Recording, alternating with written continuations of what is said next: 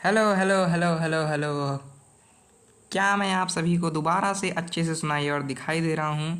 क्या आपके साथ ये सारी चीज़ें अच्छे से हो पा रही हैं? तो जल्दी जल्दी से बता दीजिए, क्योंकि कई सारी चीज़ें आपके पास लेकर आ गया हूँ मैं दोबारा से। और बहुत दिन बाद मेरे ख्याल से आज हम लोग आ रहे हैं।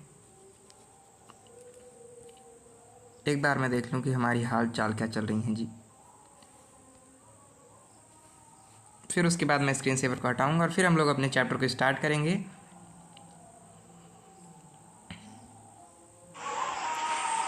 फिर उसके बाद मैं स्क्रीन सेवर को हटाऊँगा और फिर हम लोग ठीक है। तो मैंने देख लिया सारी क्लासेस सब चीज़ एकदम बढ़िया बढ़िया से चल रही हैं।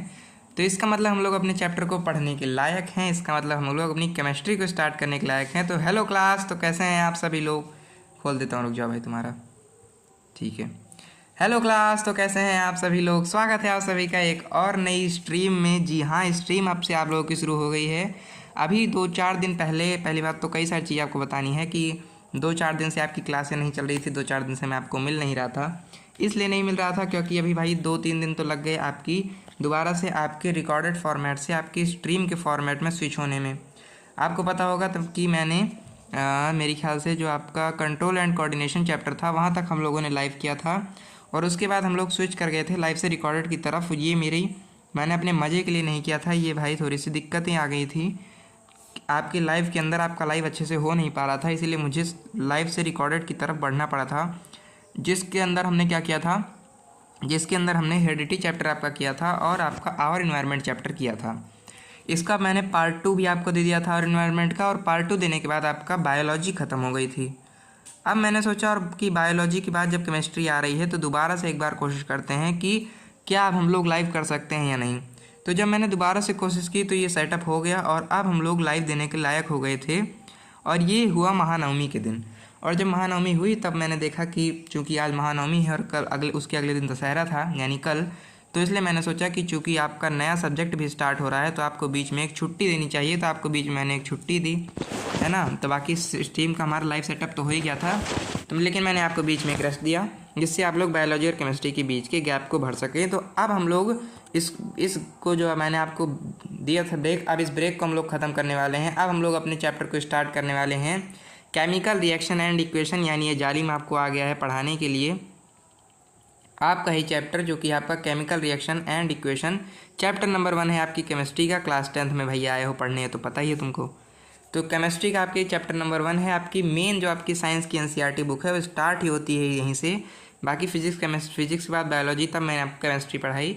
तो हमारे लिए क्या है, हमारे लिए लास्ट है, मतलब हमारे लिए ये लास्ट सब्जेक्ट चल रहा है साइंस के अंदर। लेकिन आपकी एनसीईआरटी के लिए आपका फर्स्ट चैप्टर है केमिकल रिएक्शन एंड इक्वेशन। और अगर टॉपर्स की बात करें तो टॉपर्स इस चैप्टर को एकदम पीते हैं ऐसे टॉपर्स इस चैप्टर को घोल घोल कर पी जाते हैं। क्यों भाई? इसको पी जाते हैं पूरा का पूरा चैप्टर वो लोग केमिकल रिएक्शन एंड इक्वेशन का, ये सोचकर कि भाई पहला चैप्टर में सब लोग एफर्ट लगाते हैं। ठीक है। अभी अगर टॉपर और एवरेज और बैक बेंचर की बात करूँ तो बैक बेंचर तो किताब खरीदने से पहले उसको बेचने की फिराक में रहता है कि कैसे मैं अपनी किताब को बेचूंगा और पैसा कमाऊंगा। और जो आपका टॉपर बच्चा रहता है वो आपके लास्ट, यानी आपके एकदम लास्ट वाले तक कंसिस्टेंट रहता है, यानी आपके एकदम लास्ट चैप्टर तक पढ़ता है। लेकिन जो आपका ये है आपका एवरेज बच्चा, ये स्टार्ट करता है बिल्कुल chemical reaction and equation chapter को 4 बार पढ़ता है और एसिड बेस एंड सॉल्ट को 2 बार पढ़ता है और मेटल एंड नॉन मेटल को आधा पढ़ने के बाद इसकी सारी ऊर्जा गिर जाती है और उसके बाद फिर लोग कार्बन एंड इट्स कंपाउंड के आगे नहीं बढ़ते हैं बेचारे। तो chemical reaction and equation chapter को आप लोग अच्छे से जानते भी होंगे, चाहे जो हों। बैक बेंचर नहीं भाई, बैक बेंचर वैसे लेक्चर देख भी नहीं रहा होगा। जो देख रहा होगा वो इसको लगभग लगभग जान ही रहा होगा चैप्टर को। इस चैप्टर को आप पूरा रट डालते हैं। कंसीडर द फॉलोइंग सिचुएशन, आपकी एनसीईआरटी स्टार्ट होती है ना यहीं से। Consider the following situation in your life, है ना। रस्टिंग ऑफ आयरन, कर्ड का बनना और आपका पैन कुक फूड की कुकिंग होना। तो ये सारी चीज़ें आप लोग पढ़ रखे होते हैं। लेकिन अब हम लोग इस chemical reaction and equation chapter को अच्छे से पढ़ लेंगे। इस केमिकल रिएक्शन,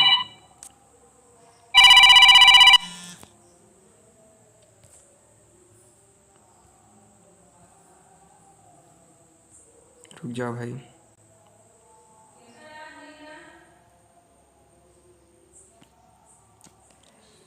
अब हम लोग chemical reaction and equation chapter को यार रुक जाओ यार। मैं हर बार स्ट्रीम सेटअप करने से पहले कुछ ना कुछ भूल ही जाता हूँ। इस बार मैं भाई भूल गया था आपका ये लगाना। कोई बात नहीं, कोई बात नहीं, जो हो गया जाने दो। मैं भूल गया था आपका जो डोंट डिस्टर्ब मूड लगाना। भाई मैं डिस्टर्ब हो ही गया, कोई बात नहीं। लाइव में ही प्रॉब्लम रहती है भाई, लाइव में प्रॉब्लम रहती है। तो खैर यही प्रॉब्लम रहती है, तो इस प्रॉब्लम को हम लोग देख लेंगे, इसकी बात कोई दिक्कत नहीं है। तो मैं आपको क्या बता रहा था उसको सुनो। Chemical reaction and equation chapter के बारे में बता रहा था। Chemical reaction and equation chapter को हम लोग शुरू करेंगे। आपको बिल्कुल दिल थाम के बैठ जाना है, क्योंकि इस चैप्टर को मैं आपको उस तरह से नहीं बताऊंगा जिस तरह से और जगह आप लोग पढ़ कर आए हैं। आप लोग, मुझे पता है कि वन शॉट यानी गन शॉट में पढ़ कर आ रहे हैं इस चैप्टर को, केमिकल रिएक्शन एंड इक्वेशन को। लेकिन चूँकि आप लोग यूट्यूब पे पढ़ रहे हैं, तो आपके साथ में यूट्यूब पर नाइंसाफ़ी नहीं होने दूंगा। आपको भी जैसे बैचेस के अंदर पढ़ाया जाता है, 2 से 3 लेक्चर्स लेकर एक चैप्टर को पढ़ाया जाता है, वैसे यहाँ पर भी आपके 2-3 लेक्चर लेकर आपके चैप्टर को पढ़ाया जाएगा आपको। ठीक है, आपको लाइव फॉर्मेट में बताया जाएगा, जिससे आप लोग देख भी सकते हैं, लाइव में कमेंट भी कर सकते हैं। आपके कमेंट का ज़रूर आंसर दिया जाएगा, अगर भाई आंसर देने लायक होगा, वरना अगर तुम लोग मज़े लेने आए हो तब वो भी देखा जाएगा। और पहली बात, दूसरी बात, अगर आप लाइव नहीं देख पा रहे हैं या फिर लाइव यहाँ पर सेटअप नहीं हो पाया अच्छे से, तब इसकी रिकॉर्डिंग मैं अपने साथ ही लगा कर रखता हूँ, यानी हमारा लाइव और रिकॉर्डिंग साथ में ही चलती है। तो आपको लाइव मिले ना मिले, रिकॉर्डिंग तो ज़रूर मिल जाएगी, चाहे तुरंत मिल जाएगी और चाहे 2-3 घंटे के बाद मिल जाएगी, लेकिन रिकॉर्डिंग आपको मिल जाएगी। फुल प्लेलिस्ट बनाकर मैंने रख दी है। आपकी बायोलॉजी की प्लेलिस्ट मैंने बना दी थी, जो कि कंप्लीट हो गई है। आपकी फ़िज़िक्स की प्लेलिस्ट मैंने बना दी थी, कंप्लीट हो गई है। अब मैं केमिस्ट्री की प्लेलिस्ट बनाना शुरू करूँगा, जिसके अंदर आपके सारे चैप्टर्स आ रहे होंगे।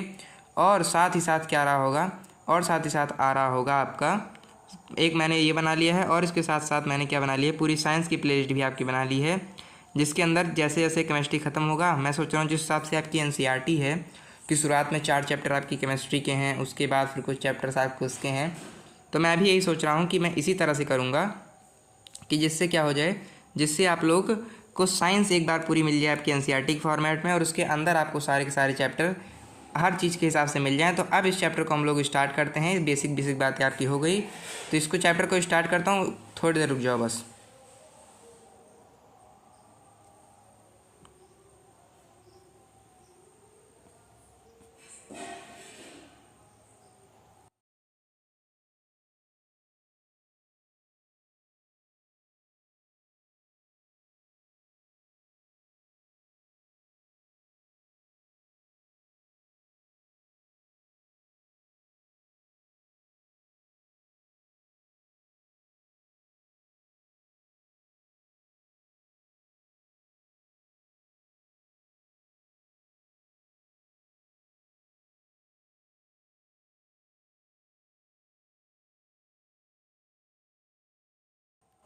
तो सारी चीज़ें हो गई हैं, सारी बेसिक चीज़ें मैंने आपको बता दी है। अब आप लोगों को क्या करना है, केवल इस चैप्टर को पढ़ लेना है। इस चैप्टर को मैं आपको बता दूंगा, आपको जान लेना है।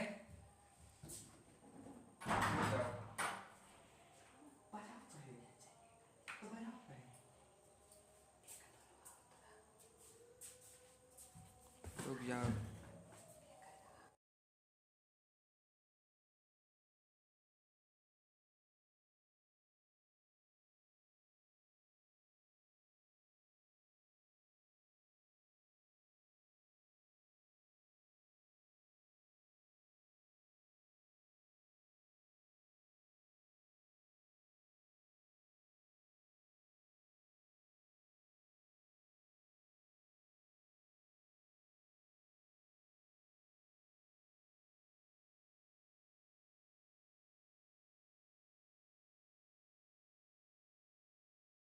चलो फिर स्टार्ट करो चैप्टर को। Chemical reaction and equation chapter कह रहा है क्लास 10th का आपका स्टार्ट कर दे रहा हूँ भाई। 2-3 पार्ट में ख़त्म होगा, ज़्यादा हड़बड़ाहट तड़बड़ाहट नहीं करनी है। आपका चैप्टर 2-3 चैप्टर में ख़त्म होगा, मतलब 2-3 पार्ट में ख़त्म होगा ये चैप्टर, जिस तरह से मैं करता आ रहा हूँ। शुरुआत में मैंने भी आपको वन शॉट देने की सोची थी, लेकिन मैंने कहा कि क्यों करूँ तुम्हारे साथ भेदभाव भाई। क्या ऐसा थोड़ी है कि हमेशा पैसा देने वाले ही पढ़ते हैं, पैसा ना देने वाले भी पढ़ सकते हैं। तो पैसा ना देने वाले भी पढ़ेंगे, फ्री में पढ़ेंगे chemical reaction and equation chapter को। हम यहाँ पर 2-3 पार्ट में पूरा करेंगे। स्टार्ट करते हैं chemical reaction and equation chapter को। तो सबसे पहले मैंने आपको ज़िंदगी भर जितने मैंने आपको वीडियोस दी हैं, जितनी भी हमने क्लास ली हैं, सब में मैंने आपको एक चीज़ बताई है कि हमेशा आपको क्या जानना है, हमेशा आपको चैप्टर के नाम के अंदर पहले घुस जाना है। अगर आप लोग चैप्टर के नाम के अंदर घुसने में क्या हो जाते हैं, सक्षम हो जाते हैं, चैप्टर के नाम के अंदर घुस पाते हैं, तब मेरे ख्याल से आप चैप्टर के ओवरव्यू को ले पाते हैं और चैप्टर को अच्छे से समझ भी पाते हैं। तो chemical reaction and equation chapter को जब आप पढ़ते हैं तो पहले नाम आता है केमिकल रिएक्शन। तो केमिकल रिएक्शन के बारे में क्या कह सकता हूँ भाई, केमिकल रिएक्शन के बारे में कह रहा है कि are associated with chemical change. ठीक है, अब अगर चेंज की बात करूँ तो पूरा ही बता दो कि आपका ये चैप्टर स्टार्ट होता है, पहले कॉन्सेप्ट आपका चैप्टर स्टार्ट होता है चेंज के साथ। यानी आपका चैप्टर स्टार्ट होता है एक ऐसे कॉन्सेप्ट से जिसको आप मेरे ख्याल से क्लास 7 में पढ़ते हैं, और एक कॉन्सेप्ट है चेंज का। और चेंज क्या है भाई, चेंज का मतलब आपको पता है कि आपके एनवायरनमेंट में जो भी बदलाव आ जाए, जो भी चेंज आ जाए, उसको चेंज कहते हैं भाई, है ना। तो चेंज किस तरह से आ सकता है, चेंज आपका दो तरह से आ सकता है, एक आपका फिजिकल चेंज आ सकता है और एक आपका केमिकल चेंज आ सकता है। इसको थोड़ा सा पतला करना आपके लिए ज़्यादा सही रहेगा। तो एक क्या आ सकता है, एक आपका फिजिकल चेंज आ सकता है और एक आपका केमिकल चेंज भी आ सकता है, केमिकल चेंज भी आ सकता है। फिजिकल चेंज क्या है, ऐसा चेंज, फिजिकल चेंज क्या कह सकते हैं आप, फिजिकल चेंज के लिए आप कह सकते हैं कि एक ऐसा चेंज है फिजिकल चेंज जो कि जनरली क्या रहता है, रिवर्सिबल रहता है, पुनः प्राप्त किया जा सकता है, रिवर्सिबल है, जनरली रिवर्सिबल है। और इसमें क्या है, दो ही चीज़ आपको इस चेंज के अंदर पढ़नी रहती है। एक तो ये ऐसा चेंज है जो कि जनरली रिवर्सिबल है, और दूसरी बात ये ऐसा चेंज है जिसको क्या किया जा सकता है, जिसमें जैसे एक तो इसको दोबारा प्राप्त किया जा सकता है, रिवर्सिबल चेंज है। दूसरी बात इसमें no new substance form, no new substance form, इसमें कोई नया सब्सटेंस नहीं बनता है, न्यू सब्सटेंस एस लिख दूँ कर, नो न्यू सब्सटेंस फॉर्म, नया सब्सटेंस नहीं बनता है। और इसके साथ आपको जो एक्स्ट्रा चीज़ पढ़नी रहती है वो है आपका एग्जाम्पल। भाई एग्जाम्पल तो हर जगह ही आपको पढ़ना रहेगा। तो एग्जाम्पल क्या है, एग्जाम्पल है आपका, क्या कह दूँ भाई, H2 आपका जो सॉलिड में H2O था, H2O जो कि आपका सॉलिड में था, वो किस में बदल गया, वो आपका चेंज कर जाए H2O लिक्विड में। अब H2O सॉलिड से H2O लिक्विड में कैसे हो सकता है, H2O सॉलिड है आपका बर्फ़ और H2O लिक्विड है आपका पानी। जब आप इसको हीट देंगे, हीट का सिंबल मैं आपको आगे बताऊंगा, इस तरह से आप डेल्टा लगाकर हीट को सिंबलाइज करते हैं। तो जब आप हीट देंगे तब आप क्या कर पाएंगे, तब आप लोग एक फिजिकल चेंज कर पाएंगे। वहीं अगर केमिकल चेंज की बात करो तो केमिकल चेंज में क्या झमेला हो रहा है, केमिकल चेंज क्या है, केमिकल चेंज जनरली इरिवर्सिबल होता है, इसको दोबारा प्राप्त नहीं किया जा सकता, इरिवर्सिबल है, इरिवर्सिबल है, इरिवर्सिबल है, ये जनरली इरिवर्सिबल होता है, पहली चीज़। और दूसरी चीज़ में न्यू सब्सटेंस बनता है, new substance formed, new substance को अगर आप कहें तो ये बन जाता है। उसके बाद हम लोगों को एग्जाम्पल पढ़ना रहता है। एग्जाम्पल के अंदर आपको क्या पढ़ना है, एग्जाम्पल आप मान लें कि आपने क्या किया, आपने H2O को, इसी पानी को जब आप क्या कर देते हैं, जब इस पानी को आप तोड़ दें, H2+O2 की फॉर्म में कर दे, तब आप कहेंगे कि आपने केमिकल चेंज कर दिया है। तो मैंने आपको बताया कि चेंज दो तरीके से हो सकते हैं, एक हो सकता है आपका फिजिकल चेंज और एक हो सकता है आपका केमिकल चेंज। अगर नया सब्सटेंस फॉर्म नहीं हो रहा है तो वो फिजिकल चेंज है, नया सब्सटेंस फॉर्म हो रहा है तो वो केमिकल चेंज है। अगर आपका फिजिकल चेंज है तो ये जनरली रिवर्सिबल होगा। किस तरह से, एग्जांपल में भी देख लो, अगर आपको बर्फ़ से आपने पानी बनाया है तो आप पानी को भी ठंडा करके बर्फ़ बना सकते हैं। ऐसे ही केमिकल चेंज आपका इरिवर्सिबल होता है, दोबारा से प्राप्त नहीं कर सकते हैं। यानी आप क्या कर सकते हैं, H2O से भाई, लेकिन ये तो रिवर्सिबल हो गया ना लेकिन फिर भी आपका जनरली ठीक है। हाँ, ये बात एग्जांपल नहीं आपको बता दी कि ये पहली बात तो नो सब्सटेंस तो फॉर्म, ये वाला सही है, दूसरा पॉइंट सही है। लेकिन अगर रिवर्सिबल इरिवर्सिबल की बात करें तो ये जनरली ही होता है। और क्लास 10th में आ गए हो तो जनरली शब्द बहुत ज़्यादा इंपॉर्टेंट होगा, हर जगह जनरली शब्द बहुत ज़्यादा इंपॉर्टेंट होगा। जनरली मतलब कि हर जगह हो, मतलब अक्सर होता है, लेकिन ये नहीं है कि हमेशा होगा ही होगा। तो ये आपका चेंज वाला कॉन्सेप्ट समझ में आ गया आपको। तो केमिकल चेंज मैंने आपको बता दिया, यही केमिकल चेंज आपका केमिकल रिएक्शन कहलाता है। Whenever a chemical change occur, chemical reaction is said to be take place. अगर कोई केमिकल चेंज हुआ तो आप कह सकते हैं कि जी हाँ, केमिकल रिएक्शन भी हुआ होगा। कह रहा है chemical reaction are usually irreversible. मैंने आपको बता दिया है कि केमिकल रिएक्शन के अंदर नया सब्सटेंस फॉर्म होता है और ये जनरली इरिवर्सिबल होता है। कह रहा है during a chemical reaction old chemical bond are broken and new chemical bond are formed which lead to the formation of new product. जब कोई केमिकल रिएक्शन होगा तब क्या होगा, तब जो अब आपके ओल्ड केमिकल बॉन्ड होंगे, केमिकल ओल्ड बी लिखूंगा तो वो क्या हो जाएंगे, वो नए बॉन्ड में टूट जाएंगे या जुड़ जाएंगे। तो ये तो उतना इंपॉर्टेंट पॉइंट नहीं है आपके एनसीईआरटी पॉइंट ऑफ व्यू से। अब अब आपका पहला पेज आपकी एनसीईआरटी का ख़त्म होता है। जब आप अपनी एनसीईआरटी का पेज पलट कर दूसरे पेज पर आते हैं तब आप क्या देख पाते हैं, तब आप लोग देख पाते हैं, ठीक है, जब आप लोग अपनी एनसीईआरटी को पलट कर देखते हैं, एक हिसाब से देख लो मेरी वो स्ट्रीम कैसे चल रही है ना, एक बार स्ट्रीम देख लूँ फिर मैं आता हूँ तुरंत।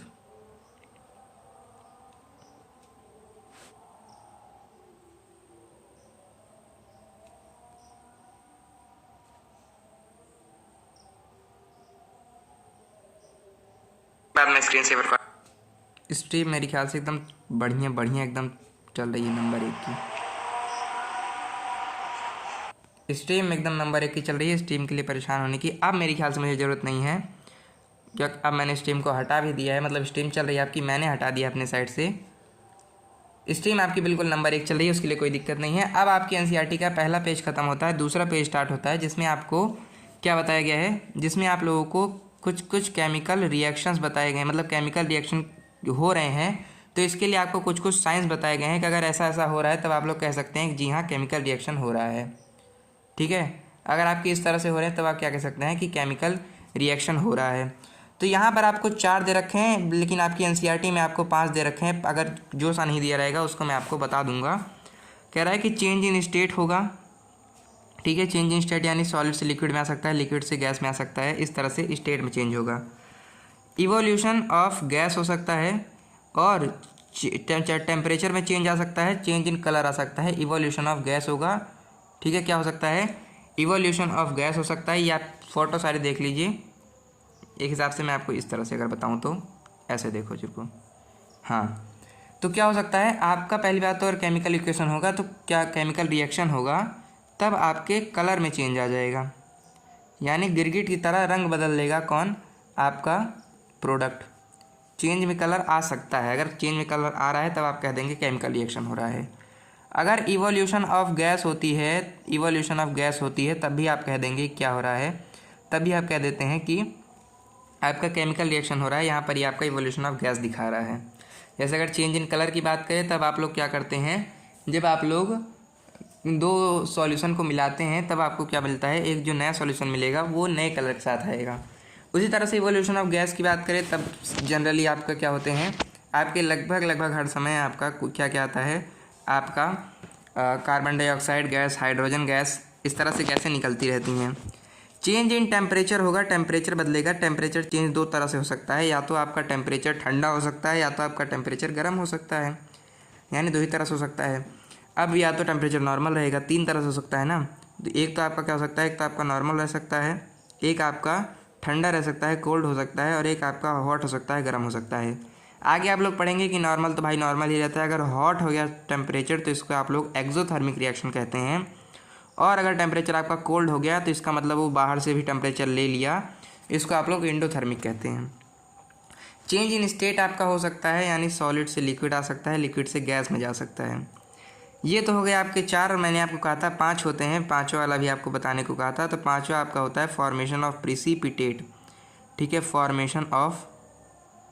फॉर्मेशन ऑफ प्रिसिपिटेट, यानी अगर कोई केमिकल रिएक्शन हो रहा है तब आपका प्रिसिपिटेट जरूर बनेगा। प्रिसिपिटेट क्या है भाई, इसको समझाना पड़ता है इनको, इसीलिए मेरे ख्याल से इन्होंने नहीं दिया।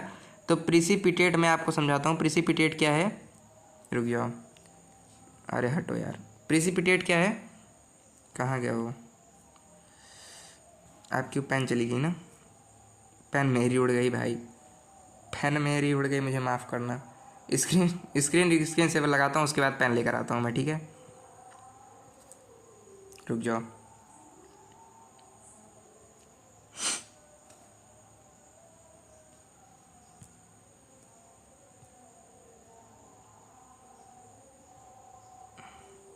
आ रहा हूँ भाई।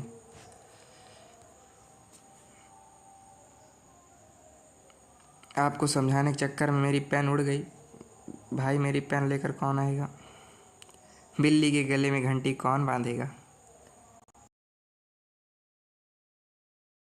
तो ठीक है, मेरी बना गई है। हाँ ठीक है, सब चीज़ ठीक हो गया है। तो इसके अंदर हम लोगों ने क्या देखा? हम लोगों ने देखा 4 चीज़। आपका कलर में चेंज आ सकता है, आपका फॉर्मेशन ऑफ गैस हो सकती है, और टेम्परेचर में भी आपके चेंज आ सकते हैं। ये सारी चीज़ें आपके साथ हो सकती हैं। ठीक है, ठीक है, ये हमने देखा कि चेंज इन टेम्परेचर आ सकता है, और फॉर्मेशन चेंज इन कलर हो सकता है, evolution of gas, change in temperature, change in state हो सकता है, और इसी के साथ मैंने आपको बताया था कि क्या हो सकता है, आपके उसमें भी चेंज आ सकता है। आपके ये क्या हो रहा है यार? हाँ ठीक है, ये लोग भाई ऐड वाले परेशान कर देंगे मुझे लग रहा है। और इसके साथ क्या हो सकता है, अब मेरे ख्याल से इनको परेशान नहीं करना चाहिए। और 25 चीज़ मैंने आपको बताई थी कि प्रीसिपिटेट का फॉर्मेशन होगा, यानी प्रीसिपिटेट तो जब बनेगा ही बनेगा। क्या बनेगा? प्रीसिपिटेट बनेगा। प्रीसिपिटेट क्या है? अगर आपने क्या किया हो, आप क्या कर सकते हैं, अगर आप पानी के अंदर डाल दें, बालू डाल दें, या हाँ बालू ही डाल दें, मान लें बालू जानते हैं ना, बालू मोरंग, तो सीमेंट, उस सारी चीज़ों को डालेंगे तो क्या होगा, तब वो आपकी तली पर बैठ जाएगा। यानी अगर आपका ये बीकर है और उसके अंदर आपने बालू डाल दी तो क्या हो जाएगा, तब बालू आपकी तली पर बैठ जाएगी, मिट्टी आपकी कुछ देर पर तली पर बैठ जाएगी। तो यही तली पर बैठी मिट्टी को आप लोग प्रिसिपिटेट यहाँ पर कह सकते हैं कि यही आपका क्या है, प्रिसिपिटेट है। तो अगर कोई केमिकल रिएक्शन हो रहा है तो प्रिसिपिटेट भी बनता है, यानी कोई चीज़ उसकी तली पर आकर भी बैठेगा, कोई सॉल्यूशन। ठीक है, उसकी तली पर भी आकर किसी न किसी सॉल्यूशन का बैठना पक्का है। तो ये आपका पाँचों हो जाता है, आपका पाँचों रिएक्शन, जो कि आपका प्रिसिपिटेट फॉर्मेशन। अब नेक्स्ट टॉपिक आपका आता है वर्ड इक्वेशन का, यानी यहीं से आपका मेन आपकी केमिस्ट्री स्टार्ट होती है, किसकी? इक्वेशन बनाने की। तो इक्वेशन क्या हुआ, जैसे जैसे आपकी केमिस्ट्री डेवलप हुई, हर तरह से उसको लिखने का तरीका बदलता चला गया। तो सबसे पहले साइंटिस्ट किस तरह से लिखा करते थे? सबसे पहले इस तरह से लिखा करते थे कि a word equation describe chemical change using the names of the reactant and product. उसमें जो रिएक्टेंट हो रहे हैं, उसमें जो प्रोडक्ट हो रहे हैं। अच्छा, ये आपको मैंने नहीं बताया ना, यानी आपका जब कोई रिएक्शन होता है ना, जब आपका कोई रिएक्शन होता है तब क्या होता है, तब आपका जो रिएक्टेंट है, यानी कुछ चीज़ जो है वो रिएक्टेंट कहलाती है। वो रिएक्टेंट रिएक्ट करते हैं आपस में, और रिएक्टेंट रिएक्ट करने के बाद क्या बनाते हैं, प्रोडक्ट बनाते हैं। यानी जो आपस में रिएक्ट करते हैं उनको रिएक्टेंट कहते हैं, और जो बन कर आता है उसको प्रोडक्ट कहते हैं। ठीक है, अब मेरे ख्याल से आपको समझ में आएगा। कह रहा है कि हम लोग क्या करते हैं, हम लोग वर्ड इक्वेशन के अंदर चाहे आपके रिएक्टेंट हो चाहे आपके प्रोडक्ट हो, सबके नाम ही ठूस देते हैं। ठीक है, चाहे आपका रिएक्टेंट हो चाहे आपका प्रोडक्ट हो, सबके हम लोग नामों का यूज़ कर लेते हैं, यानी डायरेक्ट हम लोग पूरा सेंटेंस के फॉर्म में लिखते हैं। Right the word equation for the, अब जैसे यहाँ पर आपको एक एग्जांपल दे रखा है कि हम लोग अगर क्या लिखना है, हमको कोई वर्ड इक्वेशन लिखना है, किसके लिए? Reaction of methane gas with oxygen gas to form carbon dioxide and water. अब हमको पहले क्या दी रहती थी, हमको एक स्टेटमेंट दी रहती थी कि जब आपकी मीथेन गैस ऑक्सीजन के साथ रिएक्ट करेगी तो कार्बन डाइऑक्साइड और वाटर बनाएगी। ये आप लोगों को पहले से दे रखा होता था कि methane gas react with oxygen to form carbon dioxide and water. तो कार्बन डाइऑक्साइड और वाटर बनाने के लिए आपकी मीथेन गैस ऑक्सीजन के साथ रिएक्ट करेगी। तो सबसे पहले तो ये हुआ। फिर जिस तरह से आपका और मेरा नोट्स बनाने का मन नहीं करता, वैसे आपका ही नहीं करता, तो जिस तरह से आपका नोट्स बनाने का मन नहीं करता, तो आप लोग क्या करते हैं, आप लोगों को इंग्लिश वाली मैडम ने अगर मान लो आपको समरी लिखने के लिए दी है, तो समरी में आप लोग क्या करते हैं, समरी आपको लिखने के लिए दी है, तो आप लोग को अगर 4 पॉइंटर दिए हैं तो आप लोग चारों पॉइंटर लिखते हैं। लेकिन पॉइंटर के अंदर जो होता है आपका सेंटेंस, पैराग्राफ, उसमें से 10-12 सेंटेंस, 1-2 पैराग्राफ आप उड़ा देते हैं। तो उसी तरह से आपका जिस तरह से लिखने का मन नहीं करता, उसी तरह से हमारे साइंटिस्ट का भी लिखने का मन नहीं किया। तो इन्होंने क्या सोचा, इन्होंने सोचा कि हम लोग कुछ सिंबल्स का यूज़ कर लें, हम लोग कुछ ऐसे एरो का यूज़ कर क्या कर लें, अपने जो वर्ड इक्वेशन इतना बड़ा हमको लिखने को पड़ रहा है उसको हम लोग थोड़ा छोटा कर पाएँ। ठीक है, तो इसके लिए इन्होंने क्या किया, इन्होंने ये किया कि मीथेन प्लस ऑक्सीजन, क्या किया इन्होंने प्लस का यूज़ कर लिया। यानी जहाँ पर इनको लिखना था कि मीथेन ऑक्सीजन के साथ रिएक्ट करती है, तो रिएक्ट करने के लिए इन्होंने क्या कर लिया, प्लस का साइन यूज़ कर लिया। तो इन्होंने कहा मीथेन ऑक्सीजन के साथ रिएक्ट करेगी, तो टू फॉर्म के लिए इन्होंने यूज़ कर लिया इस एरो को। ये एरो क्या बताएगी, ये एरो बताएगी डायरेक्शन, कि किस डायरेक्शन में हो रहा है, बन रहा है आपका प्रोडक्ट। तो इन्होंने क्या किया, इन्होंने डायरेक्शन को यूज़ करने के लिए एरो बना लिया और फिर से क्या बनता है इसके लिए इन्होंने अपने प्लस का आइकन यूज़ कर लिया। और आपको यहाँ से ये भी पता चल जाएगा कि ये जो आपस में रिएक्ट किए इनको आप लोग रिएक्टेंट कह सकते हैं, और इसके बाद जो बना इसको आप लोग प्रोडक्ट कह सकते हैं। ठीक है, तो इन्होंने क्या किया, इन्होंने दो सिंबल्स का यूज़ कर लिया। अगर कहीं पर प्लस लिखा है तो इसका मतलब वो दोनों आपस में रिएक्ट कर रहे हैं, और अगर कहीं पर एरो बनी है तो उसका मतलब हो गया कि ये दोनों रिएक्ट कर कर ये बना रहे हैं, टू फॉर्म का सिग्नल है ये। आगे आपसे कहता है कि ये रिएक्टेंट कहते हैं, इसको प्रोडक्ट कहते हैं। अब इन्होंने कहा कि भाई मेरा और ज़्यादा मन नहीं कर रहा है, जैसे आपका कहा कि अब मेरा सेंटेंस लिखने का भी मन नहीं कर रहा है, अब मेरा मन कर रहा है कि मैं क्या कर दूँ, अब मेरा मन कर रहा है कि रुक जाओ, अब मेरा मन कर रहा है कि मैं पूरा का पूरा हुलिया ही बदल डालूँ, मेरा एक भी वर्ड लिखने का मन ही नहीं कर रहा है। मैं क्या कर सकता हूँ, मैं एक काम करता हूँ, मैं बच्चों को एक बार इसका कुछ सिंबल बता देता हूँ कि जिससे क्या कर पाएंगे, जिससे हमारे आने वाले साइंटिस्ट क्या करेंगे, कुछ कुछ सिग्नल्स का यूज़ कर लेंगे, कुछ कुछ सिंबल्स का यूज़ कर लेंगे। उन्होंने कहा मीथेन को अगर उनका लिखना होगा तो केवल CH4 लिख लेंगे और उसको मीथेन समझ लेंगे, और अगर उनको ऑक्सीजन लिखना होगा तो केवल O2 लिख लेंगे, O2 समझ लेंगे ऑक्सीजन है। इसी तरह से H2 और CO2 समझ कर वो आगे बढ़ गए। यानी ये आपको भले ही एक स्लाइड के अंदर दिख रहा है, लेकिन यहाँ से लेकर यहाँ तक, यानी यहाँ से लेकर के यहाँ तक पहुँचने में साइंटिस्ट को सदियों लग गए। तब इन्होंने क्या किया, इन्होंने सोचा कि मैं क्या कर दूँ, मैं इन सबको एक सिंबल में दे दूँ, और सिंबल से करने के बाद क्या हो जाएगा, ये और ज़्यादा छोटा हो जाएगा और बच्चों को क्या होगा, लिखने में आराम होगा, ज़्यादा नहीं लिखना पड़ेगा। लेकिन फिर भी हमारी स्कूल वाली मैडम क्या करती हैं, लिखवाती हैं पूरा। वो कहती हैं पूरा वर्ड इक्वेशन लिखो फिर इसको लिखना है ना, पहले पूरा वर्ड इक्वेशन लिखवाती हैं। तो बल्कि साइंटिस्ट ने इतनी मेहनत इसीलिए की क्योंकि आपको वर्ड इक्वेशन ना लिखनी पड़े। लेकिन हाय मेरा स्कूल है ना। तो कह रहा है कि CH4 + O2। अब ये आपका जो सिंपल एग्जाम्पल था इसको इन्होंने यहाँ तक पहुँचा दिया और आपको बता दिया कि किस तरह से वर्ड इक्वेशन से हम लोग केमिकल के इस केमिकल रूप में लिखने के लिए उसमें आए। अब कह रहा है कि आपका केमिकल रिएक्शन हो गया। केमिकल रिएक्शन आपके चैप्टर का 2 नाम है, एक है आपका केमिकल रिएक्शन एंड इक्वेशन, यानी आपके यहाँ पर केमिकल रिएक्शन की बात की जाएगी और केमिकल इक्वेशन की बात की जाएगी। तो केमिकल रिएक्शन आपका 2 से 3 स्लाइड का टॉपिक था जो मैंने ख़त्म कर दिया। अब आता है आपका केमिकल इक्वेशन का टॉपिक, और आप देख सकते हैं बची हुई सारी स्लाइड आपकी केमिकल इक्वेशन के ही अंदर काम करती है। तो केमिकल इक्वेशन को ही हमको समझना है। केमिकल इक्वेशन क्या है? The simplest form of description of chemical reaction in a shorter form is by writing it in a form of an equation. कह रहा है हम लोग क्या कर दें, अगर हम लोग किसी बड़े से दिए हुए डिस्क्रिप्शन को, बड़े से दिए हुए केमिकल रिएक्शन के डिस्क्रिप्शन को एक इस तरह के छोटे से इक्वेशन की फॉर्म में लिख पाएँ, तब हम कहेंगे कि हमने केमिकल इक्वेशन लिख दिया है। यानी अगर ये जो है, ये आपका क्या है, ये जो आपका Mg + O2 = MgO है, इसको अगर हम लोग सेंटेंस के रूप में तो लिखते तो हम लोग कैसे लिखते, हम लिखते कि आपका magnesium react with oxygen to form magnesium oxide, है ना। अगर हमको लिखना होता कि magnesium react with oxygen to form magnesium oxide, तो इतना बड़ा लिखने में बच्चों के हाथ दुख जाते। तो इसीलिए साइंटिस्ट ने मेहनत की और उन्होंने कहा कि मैग्नीशियम को आप Mg लिख सकते हैं, ऑक्सीजन को आप O2 लिख सकते हैं और मैग्नीशियम ऑक्साइड को आप MgO लिख सकते हैं। तो इसलिए इन्होंने क्या किया, इसलिए उन्होंने लिख दिया कि Mg + O2 + MgO, Mg + O2 will give MgO लिखा रहेगा। तब आप हमारे बच्चे जान लेंगे क्या, ये जान लेंगे कि यहाँ पर ये लिखा हुआ है कि magnesium react with oxygen to form magnesium oxide. आगे आपसे कह रहा है कि it a representation of a chemical change by the help of symbol of element and formula of compound. It क्या है, ये क्या है, ये रिप्रेजेंटेशन है एक ऐसे केमिकल चेंज की bye the help of symbols of element and formula of compound. इसको करने के लिए उन्होंने क्या किया, इन्होंने एलिमेंट्स के सिंबल्स का यूज़ किया और कंपाउंड बनाने के लिए फार्मूलों का यूज़ किया, और इन सारी चीज़ों का यूज़ कर हमने क्या बना लिया, हमने केमिकल इक्वेशन बना ली। कह रहा the reactant are written on the left side. Simple बात है, अगर आपको रिएक्टेंट लिखना है उसको आप लोग लेफ्ट साइड में लिखेंगे, वहीं पर अगर आपको प्रोडक्ट लिखना है तो उसको आप लोग राइट साइड में लिखेंगे। Product are written in right side. An arrow is placed between them to show the direction of reaction. आपकी रिएक्शन समझ रहे हो, मतलब आपका ये क्या हो रहा है, ये आपको बता रहा है कि इन सब ने रिएक्ट किया तब क्या बना, तब आपका ये बना। यहीं पर अगर मैं इस तरह से लिख दूं कि ये लिख दूं, P लिख दूं मैंने किस साइड में, P मैं लिख दूं राइट साइड में, और उसके बाद मैं इस तरह से लिख दूं कि आपका क्या हो गया और आपका रिएक्टेंट आ गया लेफ्ट साइड में, तब ये भी सही है। लेकिन इसका मतलब ये हुआ कि इन्होंने रिएक्ट किया तब ये बना, ठीक है।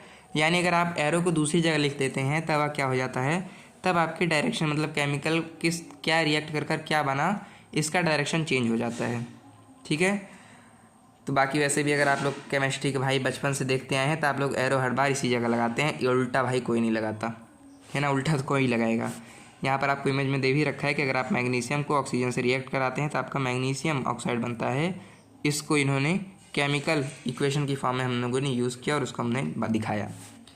आगे कह रहा है कैरेक्टरिस्टिक्स ऑफ केमिकल इक्वेशन, यानी केमिकल रिएक्शन की तो कैरेक्टरिस्टिक को हमने जान लिया, तो केमिकल इक्वेशन की भी क्या कुछ है भाई सस्ता, जैसे हम लोग पहुँचते नहीं है दुकान पे भाई कुछ डिस्काउंट है, तो ऐसे अगर characteristic of chemical reaction equation की बात करें तो ये भी यार पूछता है कि भाई कुछ है आपके पास केमिकल इक्वेशन के लिए, क्या आपके पास कुछ डिस्काउंट है, कुछ कैरेक्टरिस्टिक है। तो कह रहा है जी हाँ बिल्कुल है, the equation must represent the known fact that feasible chemical change. The equation must represent the known facts, तो जो इक्वेशन होती है वो क्या रिप्रेजेंट करती है, वो आपके नोन फैक्ट्स को रिप्रेजेंट करती है, जिसके कारण आपका केमिकल चेंज जो है वो आसान हो जाता है। कह रहे द इक्वेशन मस्ट, समझ रहे हो मतलब इसका मतलब कह रहा है कि अगर आपको पता है कि Mg+O2 विल गिव MgO, आपने इसको पढ़ रखा है, तब आप लोग क्या कर पाएंगे, तब आप लोग जब मैग्नीशियम को ऑक्सीजन से रिएक्ट कराएंगे तब आपको पता है कि ये जो बन रहा है सफ़ेद चूरन, ये मैग्नीशियम ऑक्साइड का है। यानी अगर आपको केमिकल रिएक्शन के बारे में पता है तब आप लोग केमिकल चेंज को अच्छे से समझ सकते हैं। कह रहा था equation must contain the correct formula of the reactant and product. The equation must contain the correct formula of the reactant and product. आपको अगर इक्वेशन सही लिखनी है तब आपको क्या करना पड़ेगा, तब आपको रिएक्टेंट के साइड के फार्मूला और प्रोडक्ट के साइड के फार्मूला को अच्छे से रखना होगा भैया, वरना गड़बड़ी हो जाएगी। नहीं पता चला आपने H2 और O2 मिलाकर MgO बना दिया। कह रहे हैं कि कौन हाइड्रोजन और ऑक्सीजन मिलकर मैग्नीशियम ऑक्साइड कहाँ से बन रहा है। तो ऐसा नहीं करना है आपको रिएक्टेंट के साइड के फार्मूलाज को और प्रोडक्ट के साइड के फार्मूलाज को जानबूझकर सही रखना है भाई, गलती से गलत नहीं लिख रखना है, जानबूझकर सही से लिखना है। आगे कह रहे हैं the important condition of temperature, pressure and catalyst during the reaction must be written on the top of the chemical equation. जब हम लोग लिखते हैं कि आपका क्या होता है फोटोसिंथेसिस के दौरान क्या लेते हैं प्लांट, आपके H2O लेते हैं ना। जब हम लोग लिखते हैं कि H2O + CO2 क्या देता है, ये देता है C6H12O6, C6H12, ये आपका ग्लूकोज का फॉर्मूला है, C6H12O6 प्लस आपका वो H2 और O2 देता है। तो हम लोग, आपने देखा होगा कि आपकी टीचर ऊपर क्या लिख देती है कि सनलाइट और क्लोरोफिल की प्रेजेंस में। तो यानी आपको जो टेम्परेचर कंडीशन लिखनी है, यानी 100 डिग्री सेल्सियस पर गर्म किया तब बना, या फिर आपने इतना प्रेशर दिया तब आपका बना, या फिर है ना तब आपको क्या करना है ना, ये सारी चीज़ें जो आपकी हैं, प्रेशर हो गया, टेम्परेचर हो गया, या फिर सनलाइट की प्रेजेंस में, क्लोरोफिल की प्रेजेंस में, ये सारी चीज़ें अगर आपको लिखनी है तब ये चीज़ें आप लोग एरो के ऊपर या नीचे लिखते हैं, और इनको क्या कहा जाता है, इनको कैटलिस्ट कहा जाता है। आग कैटलिस्ट क्या है, कैटलिस्ट आप लोग कहें तो आप लोग कह सकते हैं कि रिएक्टेंट के अंदर आए बिना वो क्या कर देते हैं, रिएक्टेंट के अंदर आए बिना क्या कर देते हैं, आपके रिएक्टेंट के अंदर आए बिना आपके प्रोडक्ट का रुख चेंज कर देते हैं। यानी आपका जो सनलाइट थी और आपका जो क्लोरोफिल था, ये आपने रिएक्टेंट के अंदर नहीं लिखा, इधर नहीं लिखा, लेकिन फिर भी सनलाइट और क्लोरोफिल के कारण ही आपका C6H12O6 बन पाया। यानी वह ऐसी ये ऐसी चाची हैं जो आपको आपके घर के अंदर तो नहीं दिखाई देंगी, लेकिन फ़ोन करके आपकी मम्मी को एकदम परेशान कर देंगी कि आपकी जेठानी भाई है ना, सास और बहू में लड़ाई करा देंगी, वैसी वाली चाची हैं कैटलिस्ट। कह रहे the law of conservation of mass must be satisfied. अगर हम लोग इसको लॉ ऑफ कंजर्वेशन ऑफ मास को आप लोग अभी हटा सकते हैं, क्योंकि जब मैं आपको केमिकल रिएक्शन को क्या करना, बैलेंस करना सिखाऊंगा, तब मैं आपको बताऊंगा इसके बारे में। बाकी अभी आप लोग अगर जानना चाहें तो लॉ ऑफ कंजर्वेशन ऑफ मास के बारे में आप इतना जान सकते हैं कि आपके क्लास 9th का टॉपिक है कंजर्वेशन ऑफ मास, जो कि कहता है mass can neither be created not destroyed, it only can be transformed in one form to second form. ठीक है, यानी आपका जो मास है उसको आप लोग बना नहीं सकते हैं, उसको आप लोग ख़त्म नहीं कर सकते, उसको आप लोग केवल एक फॉर्म से दूसरी फॉर्म में बदल सकते हैं, उसको चेंज कर सकते हैं। आगे कह रहा है showing phase in chemical equation. अब आपका क्या कह रहा है, कि आपके केमिकल इक्वेशन जैसे जैसे आपका बदलता है, पानी का बहुत अच्छा एग्जांपल लेकर इन्होंने पूरा ही खोल दिया है पानी का। कह रहा है स्विंग फेज इन केमिकल, जैसे कहते हैं धोती खोल रहा है, वैसे पानी की धोती खोल रहा है भाई। एक पानी का जो सॉलिड फेज, लिक्विड फेज और गैसियस फेज चलता है, ये किस तरह से चलता है इसका पूरा यहाँ पर आपको दिखा रखा है। कह रहा है कि showing phase in chemical equation, कह रहा है कि आपका जो H2O है, हर जगह तीनों जगह क्या है, H2O ही है। ये आपकी क्या है, हर जगह आपकी H2O ही है, लेकिन क्या हुआ, ये आपका, ये डेल्टा मतलब क्या होता है, डेल्टा मतलब होता है आपकी हीट, यानी आपकी हीट देने पर क्या हो गया, हीट देने पर ये आपका हर फॉर्म में बदल रहा है। यानी आपका जो क्या था, आपका जो इधर अगर देखें तो ये जो आपका H2O सॉलिड था, ये वास्तव में क्या था, ये आपकी आइस थी। और जो आपका H2O लिक्विड है, ये वास्तव में क्या था, ये आपका वाटर था, ये आपका वाटर था। और वहीं पर अगर H2O गैस की बात करें तो ये आपकी स्टीम थी। ठीक है, ये आपकी स्टीम थी। यानी क्या है, H2O आपकी आइस है, H2O लिक्विड आपका वाटर है, H2O की गैस है, आपकी स्टीम है। तो आपने जब बर्फ़ को गर्म किया तो ये आपका पानी बना, और पानी को और गर्म किया तो ये भाप बन गया। ये गर्म करने के सिंबल दिखाने के लिए आप लोग डेल्टा का यूज़ करते हैं। अब कह रहे हैं इसमें आपको 3 फेजेस देखने को मिले, सॉलिड फेज, लिक्विड फेज और गैस फेज। इसमें क्या था, सॉलिड फेज में हम लोग देख रहे थे कि आपका जो सब्सटेंस था वो क्या था, वो रिजिड था, कठोर था, और इसका क्या था, डिफिनेट शेप और वॉल्यूम था। आप बर्फ़ के अंदर आप लोग देख सकते हैं NaCl यहाँ पर आपको दे रखा है, NaCl यानी नमक। यानी आपको क्या करें, NaCl यानी आपका नमक है। अगर मान लो सॉलिड फॉर्म में, ये आपको एग्जाम्पल दे रखा है सॉलिड फॉर्म का, तो अगर आपका मान लो नमक है तो कैसे रहता है, वो सॉलिड रहता है, रिजिड रहता है, यानी कठोर रहता है, और उसका जो वॉल्यूम है और शेप है वो डिफिनेट रहता है। वहीं पर अगर हम लिक्विड फेज में किसकी बात करें, आपके पानी की बात करें, तो इसका वॉल्यूम तो डिफिनेट रहता है, यानी अगर 1 लीटर पानी है तो 1 लीटर ही पानी रहेगा, लेकिन इसका शेप डिफिनेट नहीं रहता है। अगर आप लोग बोतल में डाल देंगे तो बोतल का शेप हो जाएगा, और थाली में डाल देंगे थाली का शेप हो जाएगा, जिस बर्तन में डालेंगे उसी का शेप हो जाएगा। तीसरा फेज आता है आपका गैसियस फेज, जिसमें कह रहा है कि सब्सटेंस का ना डिफिनेट वॉल्यूम है, ना डिफिनेट शेप है, और इसमें ग्रेविटी के प्रति बहुत कम इसमें रिस्पांस दिखाया जाता है। यानी क्या है इसमें, यानी आपका जो गैस है, ये आपका, आप इसको नाप भी नहीं सकते भाई कितना वॉल्यूम है, और आप इसके शेप को भी नहीं पता लगा सकते। तीनों की आपकी इमेज दे रखी है, ये आपकी सॉलिड के लिए इमेज है कि इसमें क्या होता है, फोर्स ऑफ अट्रैक्शन। आपकी क्लास 9 का टॉपिक है ये। अगर आपको दिल खोल के बताऊं तो आप लोग वही शर्मा जाएंगे। ये आपके क्लास 9 का टॉपिक है भाई। क्लास 9 का पहला चैप्टर जो आपका था, मैटर इन आवर सराउंडिंग, ये उसका टॉपिक है, जिसमें आपको क्या कह रहा है, जिसमें आपको कह रहा है यहाँ पर जो पार्टिकल है सॉलिड के पास चिपके हुए हैं, क्यों, क्योंकि यहाँ पर फोर्स ऑफ अट्रैक्शन बहुत ज़्यादा है। दूसरा यहाँ पर लिक्विड के पार्टिकल की बात करें तो ये हैं खुले खुले, लेकिन कम खुले खुले हैं। और वहीं पर अगर गैस की बात करें तो ये तो आवारा गुंडे हैं, ये तो बिल्कुल ही भागे चले जा रहे हैं, फोर्स ऑफ अट्रैक्शन इनका बिल्कुल भी नहीं है। ठीक है, अब इसके बाद क्या है, आपका टाइम कितना हो रहा है, टाइम आपका भी बढ़िया चल रहा है। Balanced chemical equation. अब आपका बैलेंस्ड केमिकल इक्वेशन और अनबैलेंस्ड केमिकल इक्वेशन बता रखा है नहीं, हाँ बता रखा है, ठीक है ठीक है। अब बैलेंस्ड केमिकल इक्वेशन और इनबैलेंस केमिकल इक्वेशन के बारे में जान लेते हैं। केमिकल इक्वेशन के बारे में आपने जान लिया। अब आपका केमिकल इक्वेशन 2 तरह से हो सकता है, या तो आपका केमिकल इक्वेशन बैलेंस हो सकता है, और या तो आपका केमिकल इक्वेशन अनबैलेंस हो सकता है। अब आपका केमिकल इक्वेशन बैलेंस और अनबैलेंस क्या चीज़ है भाई, तो बैलेंस और अनबैलेंस ये है कि आपका जो वो है केमिकल इक्वेशन, बैलेंस और अनबैलेंस का मतलब आप जान सकते हैं कि आपके जो जितने एटम आपके इस साइड थे रिएक्टेंट के साइड, उतने ही एटम आपके प्रोडक्ट के साइड हैं। अगर आपके साथ भी ऐसा हो पा रहा है तब आप कहेंगे कि हाँ हमारा केमिकल इक्वेशन बैलेंस है। और यहीं पर आता है आपका लॉ ऑफ कंजर्वेशन ऑफ मास, जो मैंने आपको बताया था, मैं नहीं बताऊंगा, यहाँ पर आपको बता रखा है। कह रहा है chemical equation are 2 type of chemical equation, 2 तरह के होते हैं, स्केलेटल केमिकल इक्वेशन या बैलेंस्ड केमिकल इक्वेशन। एक होता है आपका 2 तरह के, एक होता है आपका स्केलेटल केमिकल इक्वेशन यानी अनबैलेंस केमिकल इक्वेशन, और होता है आपका बैलेंस्ड केमिकल इक्वेशन यानी बैलेंस्ड केमिकल इक्वेशन। कह रहा है according to the law of conservation of mass, अगर law of conservation of mass की बात करें तो ये कहता है कि मास को दोनों साइड इक्वल होना चाहिए। रिएक्टेंट के साइड में जितना मास है उतना ही मास आपके प्रोडक्ट के साइड में भी होना चाहिए। This type of equation is known as balanced equation. अगर आप लोग दोनों साइड में एटम के मास को इक्वल रख पा रहे हैं तब आप लोग कहेंगे कि जी हाँ आपने क्या किया है, एक बैलेंस केमिकल इक्वेशन बनाया है। यहाँ पर आपको एक बैलेंस केमिकल इक्वेशन का एग्जांपल दे रखा है, आपका 2Mg + O2 will give 2MgO। यानी मैंने आपको ऊपर क्या बताया था, मैंने आपको बताया था कि आपका Mg + O2 आपको MgO देता है, उसको यहाँ पर बैलेंस कर दे रखा है। कैसे होगा, एकदम धैर्य रखो, सब बताऊंगा।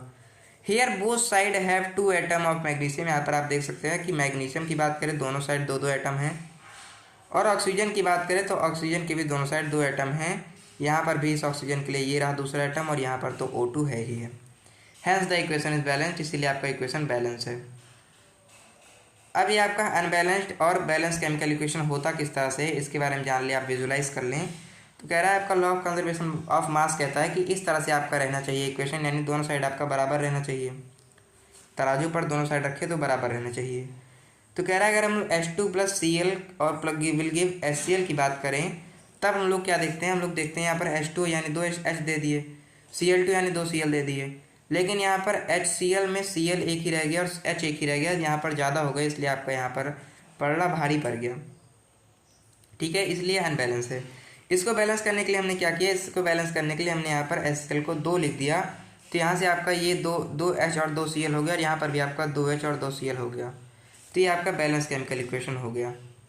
आगे क्या कह रहा है, कह रहा है कि इसको बैलेंस करने के लिए इन्होंने क्या किया, आपको ऐसे डिब्बा बना लेना है, इसमें आपको लिख लेना है H और Cl, जिसमें आप लोग देखते हैं कि H आपका 2 था, आपने 2 लिख लिया, Cl आपका 2 था, 2 लिख लिया।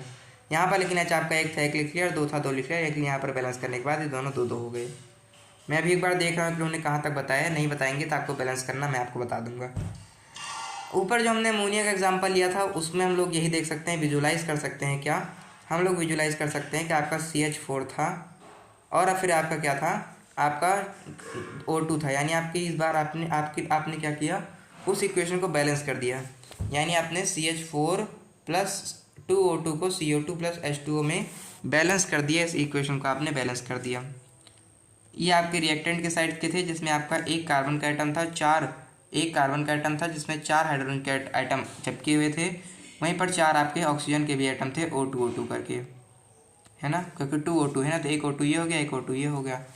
उधर CO2 की बात करें तो आपका क्या था, एक आपका कार्बन का एटम था, और क्या थे आपके 4 ऑक्सीजन के एटम थे, यहाँ पर आपका एक ये O2 चिपका हुआ है, और एक आपका क्या है, एक आपका O2 यहाँ चिपका हुआ है।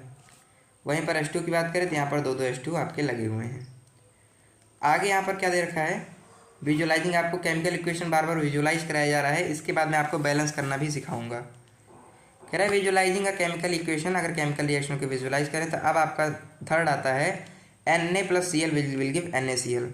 तो जब आपके 2 Na थे, ये मोल हटा दो भी, आपके केम शायद मोल नहीं है, ठीक है, मोल आपके केम नहीं है, मोल आप लोग हटा सकते हैं,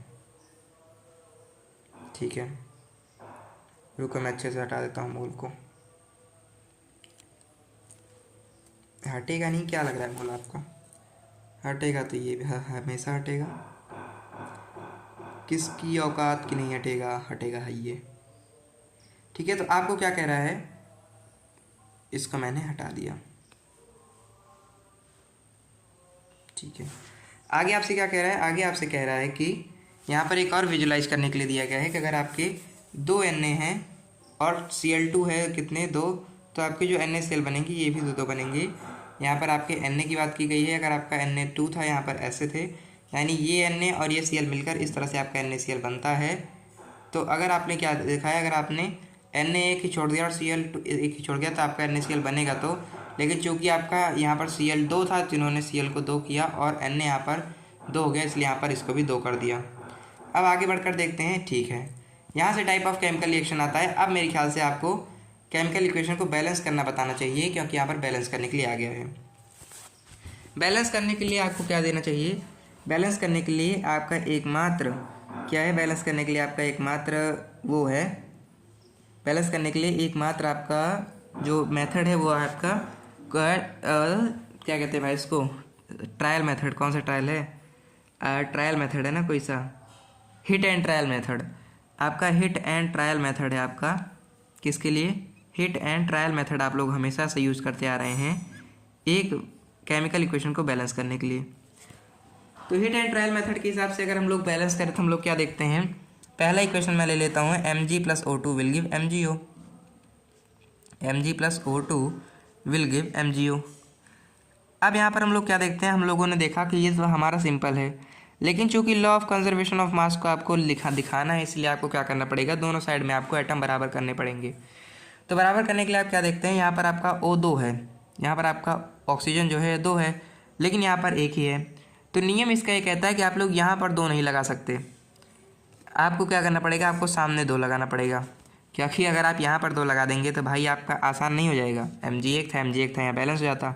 और आपकी पढ़ाई लिखाई तो चाहती नहीं है कि आप लोग खुशी से जिएँ, तो आप लोग खुशी से जिए नहीं, इसीलिए इन्होंने कहा कि यहाँ पर 2 नहीं लगेगा, आपका 2 लगेगा सामने। तो यहाँ पर 2 Mg आपका इस तरह से होता है।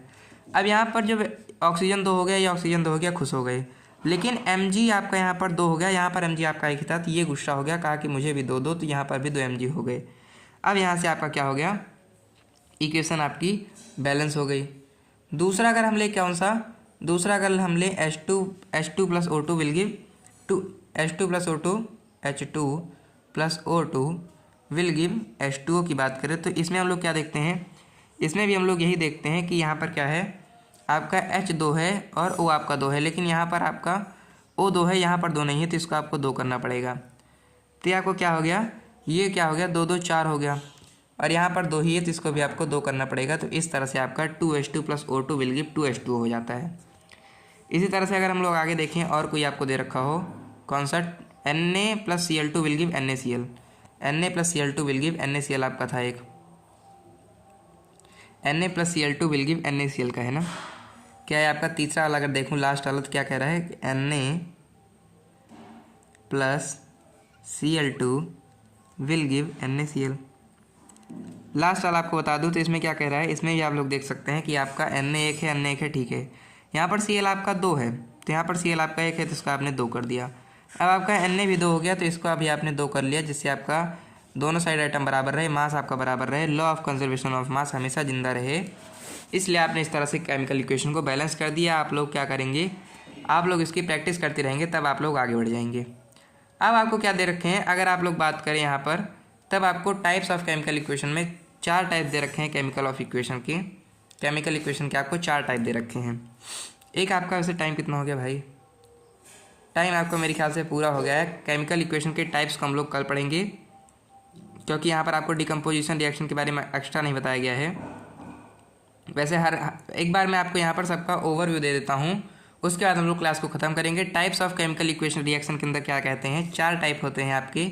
एक होता है आपका कॉम्बिनेशन रिएक्शन, नाम देखो, नाम क्या कह रहा है, कह रहा है कॉम्बिनेशन। कॉम्बिनेशन मतलब कोई चीज़ जुड़ गई है, तो जुड़ गई मतलब आपका कोई प्रोडक्ट था A + B, ये जुड़कर AB हो गया। दूसरा है आपका डिकम्पोजिशन रिएक्शन, ज्योग्राफी में आप डिकम्पोज पढ़ते हैं, डिकम्पोज मतलब टूट जाता है, यानी आपका यहाँ पर AB क्या हो गया, AB आपका A + B में टूट गया। अगर आप लोग ध्यान से देखें तो ये इसका अपोजिट बन रहा है, इसलिए आप यहाँ पर ये भी कहा जाता है आपके NCERT में कि ये क्या होता है, ये अपोजिट होता है आपके उस वाले रिएक्शन का, यानी decomposition reaction is opposite of combination reaction. उसके बाद आता है आपका सिंगल डिस्प्लेसमेंट रिएक्शन, या फिर आप इसको केवल डिस्प्लेसमेंट रिएक्शन भी कहेंगे, तो कोई मारेगा नहीं आपको। डिस्प्लेसमेंट रिएक्शन क्या होता है आपका, डिस्प्लेसमेंट रिएक्शन में आपका हाईली रिएक्टिव मेटल, जो आपका लोअर रिएक्टिव एलिमेंट होता है, highly reactive element lower reactive element से उसका ले लेता है, मतलब उसका जैसे यहाँ पर इसका C है आपका, तो इसका जो A था ये ज़्यादा रिएक्टिव था B से, तो इसने क्या ले लिया, इसने C ले लिया इससे और B को अकेला छोड़ दिया। दूसरा आता है डबल डिस्प्लेसमेंट रिएक्शन, जिसमें दोनों लोग एक्सचेंज कर लेते हैं। यहाँ पर ये इससे एक्सचेंज कर लेगा और इससे एक्सचेंज कर लेगा, यानी A और D एक्सचेंज कर AD बना लेंगे और C और B एक्सचेंज कर C भी बना लेंगे। इस तरह से आपका चार आपके रिएक्शन होते हैं, combination reaction, decomposition reaction, single displacement और डबल डिस्प्लेसमेंट रिएक्शन होता है। इन कॉम्बिनेशन और के बारे में और सिंगल डिस्प्लेसमेंट डबल डिस्प्लेसमेंट के बारे में हम लोग जानेंगे। उसके बाद डिकम्पोजिशन रिएक्शन के बारे में आपको बहुत ज़्यादा नहीं बताया गया है, यहाँ पर कम बताया गया है, लेकिन परेशान मत होइए, मैं आपको इसको खुद से लिखकर डिकम्पोजिशन रिएक्शन के तीनों पार्ट आपको बताऊँगा और उसके बारे में हम लोग सबको जानेंगे अच्छे से। उसके बाद हम लोग इसके डेली लाइफ में यूज़ जानेंगे और उसके बाद केमिकल रिएक्शन के चैप्टर को ख़त्म करेंगे। मेरे ख्याल से आपका 3 पार्ट में चैप्टर जाएगा, तो आज के पार्ट को हम लोग यहीं ख़त्म करते हैं। तो आशा करता हूँ आपको आज की क्लास अच्छी लगी होगी तो धन्यवाद आप सभी का अभी तक इस क्लास में बने रहने के लिए। आपको इस टॉपिक से रिलेटेड जो भी डाउट है उसको आप लोग कमेंट सेक्शन में पुट कर सकते हैं। पता है मुझको बहुत दिन बाद लाइव आया हूँ, इसीलिए लोग तो आए इसलिए कमेंट नहीं आए, धीरे धीरे आने लगेंगे। अब हम लोग क्या करते हैं, अपने चैप्टर को अपने इस लेक्चर को ख़त्म करते हैं। तो आशा करता हूँ आपको समझ में आया होगा। मिलता हूँ नेक्स्ट क्लास में इसके केमिकल रिएक्शन एंड इक्वेशन की टाइप्स के साथ और अच्छे से उसको समझेंगे। तब तक के लिए बहुत बहुत धन्यवाद।